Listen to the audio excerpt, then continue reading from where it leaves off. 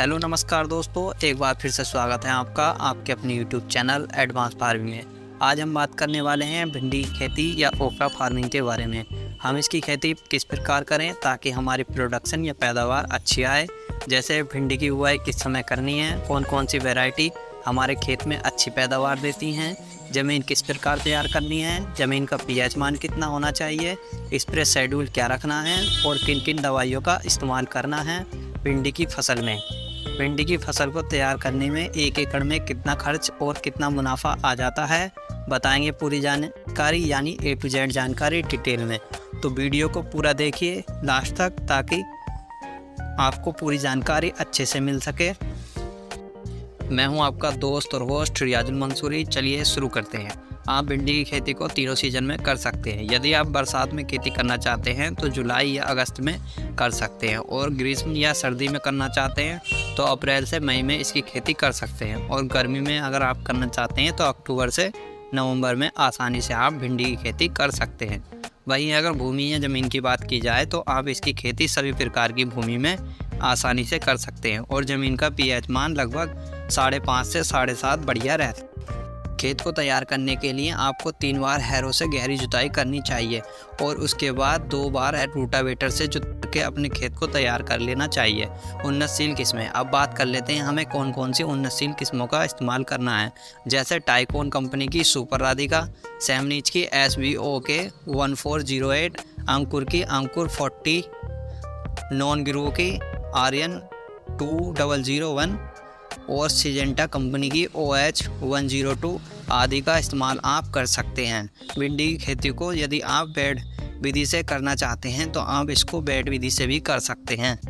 यदि आप भिंडी की खेती को बेड विधि से कर रहे हैं तो बेड की चौड़ाई 3 फीट और बेड से बेड की दूरी 3 फीट और बेड की ऊंचाई 1 फीट होना आवश्यक है। और दोस्तों 1 एकड़ में लगभग 1.5 किलो भिंडी का बीज की आवश्यकता हमको होती है। वहीं अगर ड्रिप इरीगेशन की बात की जाए तो आपको ड्रिप इरीगेशन के लिए 16 mm पाइप की आवश्यकता होने वाली है। और दोस्तों यदि आप मल्चिंग पेपर लगाना चाहते हैं तो आप इसमें 25 माइक्रोन के मल्चिंग पेपर की आवश्यकता पड़ने वाली है। 1 एकड़ में मल्चिंग पेपर का खर्च लगभग 10,000 से 12,000 आ जाता है। अगर दोस्तों खाद की बात करें तो हमें जब बेड तैयार कर रहे होते हैं तब खाद का उपयोग करना होता है।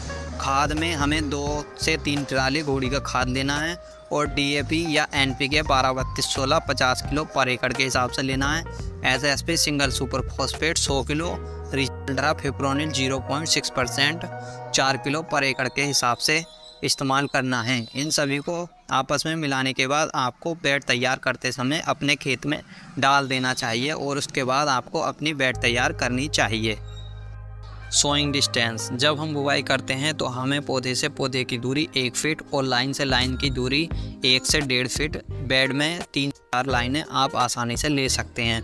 अगर सिंचाई की बात की जाए तो ड्रिप इरीगेशन से सिंचाई कर रहे हैं तो आप 3 से 4 दिन में 1-1 घंटा, यानी एक दिन में 2-2 घंटा सिंचाई कर सकते हैं।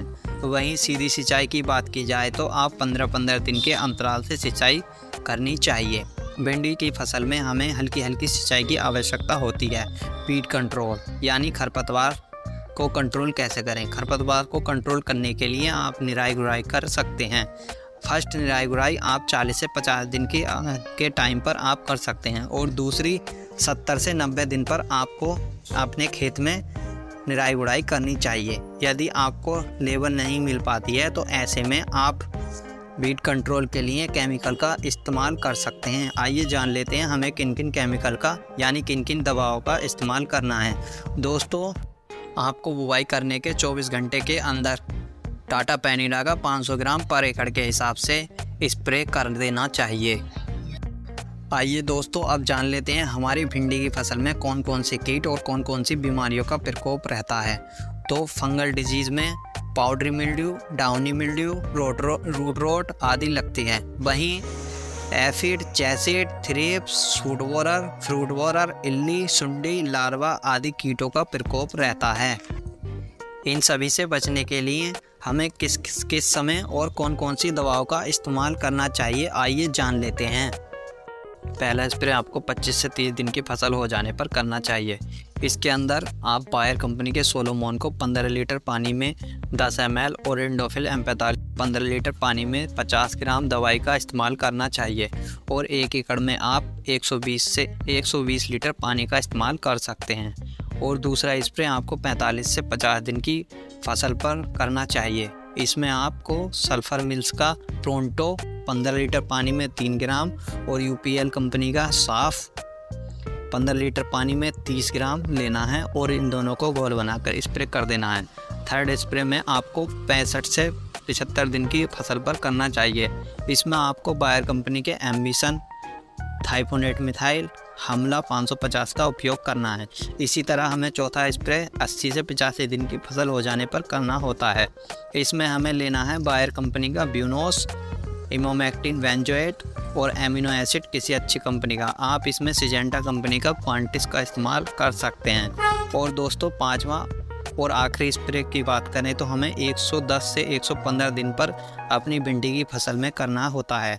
इसमें आप 15 लीटर में 8 ग्राम यानी 8 ml कोरोजन और इसमें इसी के साथ करजेट एमेड फंगिसाइड को 15 लीटर पानी में 50 ग्राम दवाई का घोल बनाकर अपनी फसल में कर देना चाहिए। और दोस्तों जो हमने स्प्रे शेड्यूल बताया उसको आप अपने खेत की कंडीशन के हिसाब से कम या ज़्यादा भी कर सकते हैं। फर्टिलाइज़र रिक्वायरमेंट हमें अपनी भिंडी की फसल में पहला खाद 20 दिन की फसल हो जाने पर करना चाहिए। इसके अंदर आपको यूरिया 25 किलो और माइक्रोन्यूट्रिएंट 5 किलो पर एकड़ के हिसाब से अपनी फसल में देना है।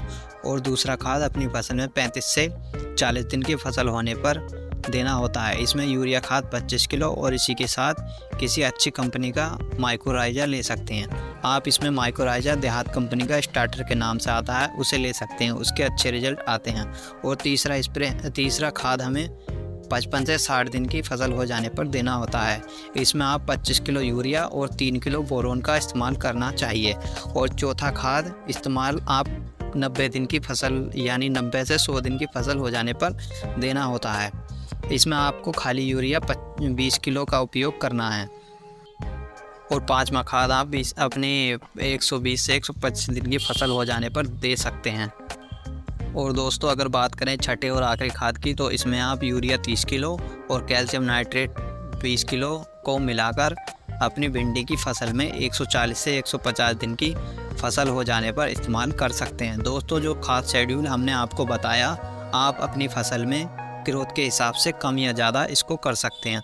और दोस्तों जो जानकारी हमने खाद की दी है ये 1 एकड़ के हिसाब से हमने दी है। कृपया करके आप इसका इस्तेमाल 1 एकड़ की फसल में ही करें।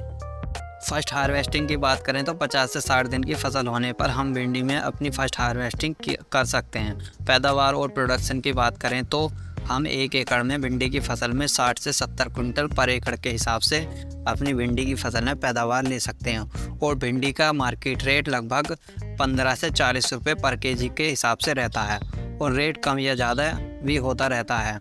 और दोस्तों लागत की बात की जाए तो भिंडी की फसल में तैयार करने में लगभग 20,000 पर एकड़ के हिसाब से खर्चा आ जाता है। भिंडी की फसल लगभग 5 से 6 महीने आसपास तैयार हो जाती है। अब बात कर लेते हैं दोस्तों मुनाफे की। तो दोस्तों 1 एकड़ में 70 कुंटल भिंडी निकली। मान लीजिए आपकी 1 एकड़ फसल में 70 कुंटल भिंडी निकली तो और मान लेते हैं रेट हमें 25 रुपये पर किलो के हिसाब से मिलता है, तब आपकी 1 एकड़ की फसल लगभग 1,75,000 की बैठ जाती है। अगर इसमें से लागत हटा दी जाए तो आपकी लागत आपकी फसल को बुवाई से कटाई तक की लागत मान लीजिए 1 एकड़ में लगभग ज़्यादा से ज़्यादा 30,000 की आ जाती है। तब हम अपनी फसल की टोटल कीमत यानी टोटल जो हमारी फसल की कीमत बैठती है उसमें से लागत को घटा देते हैं तो हमें लगभग 1,45,000 रुपये का मुनाफा हमारी भिंडी की फसल छोड़ देती है।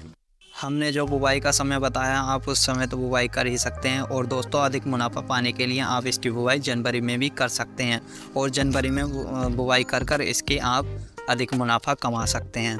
और दोस्तों वीडियो अच्छी लगी हो तो वीडियो को लाइक करें और अगर आपको ऐसी वीडियो इंफॉर्मेटिव वीडियो अच्छी लगती हैं तो चैनल को सब्सक्राइब करें। वीडियो को लास्ट तक देखने के लिए धन्यवाद। मिलते हैं अगली वीडियो में, तब तक के लिए नमस्कार।